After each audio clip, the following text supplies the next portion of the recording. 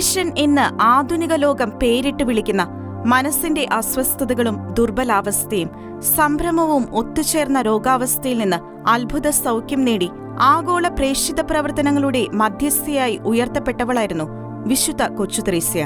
പരിശുദ്ധ മറിയത്തിന്റെ മാതൃത്വത്തിലൂടെ ലഭിച്ച സാന്ത്വനവും ആശ്വാസവുമായിരുന്നു രോഗാവസ്ഥയിൽ നിന്നും വിശുദ്ധ കൊച്ചുത്രേസ്യയെ കരകയറ്റി ജീവിത സഹനങ്ങളിലുടനീളം അവൾക്ക് ബലവും സഹനശക്തിയും പകർന്നത്. ആനന്ദത്തിന്റെയും വാത്സല്യത്തിന്റെയും ഒത്തൊരുമയുടെയും അന്തരീക്ഷം തളം കെട്ടിനിന്ന തെരേസയുടെ ബാല്യത്തിലുണ്ടായ അമ്മയുടെ പെട്ടെന്നുള്ള മരണത്തിന്റെ മുറിവിന് ആക്കം കൂട്ടിക്കൊണ്ട് അവളുടെ 10ാം വയസ്സിൽ മാതൃതുല്യായിരുന്ന മൂത്ത സഹോദരി പൗളിൻ സന്യസ്ത ജീവിതത്തിനായി മഠപ്രവേശനം നടത്തിയതോടെ തെരേസയുടെ മാനസിക സമനില തകരുകയായിരുന്നു.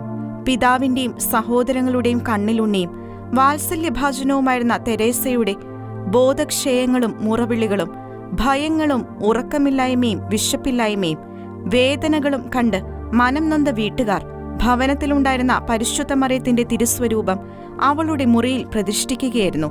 ചികിത്സയില്ലെന്ന് ഡോക്ടർമാർ വിധിയെഴുതിയ രോഗത്തിനു മുന്നിൽ പരിശുദ്ധ മറിയത്തിന്റെ മാധ്യസ്ഥ്യം തേടിയ ലൂയി കുടുംബത്തെ അതിശയിപ്പിച്ച് 1883 പന്തക്കുസ്ത ദിനത്തിൽ തെരേസ ബോധം വീണ്ടെടുത്ത് എഴുന്നേറ്റിരുന്ന് തന്റെ മുറിയിലെ മാതാവിന്റെ രൂപത്തിലേക്ക് നോക്കി പുഞ്ചിരിച്ചു.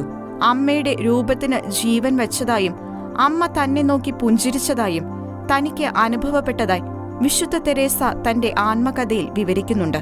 അവർ ലേഡി ഓഫ് ദ സ്മൈൽ എന്ന പേരിൽ പ്രസ്തുത മാതാവിന്റെ ചിത്രം വിശ്വാസികൾക്കിടയിൽ ഇന്നും വണക്കത്തിലുണ്ട്. Church desk, Shekinah news.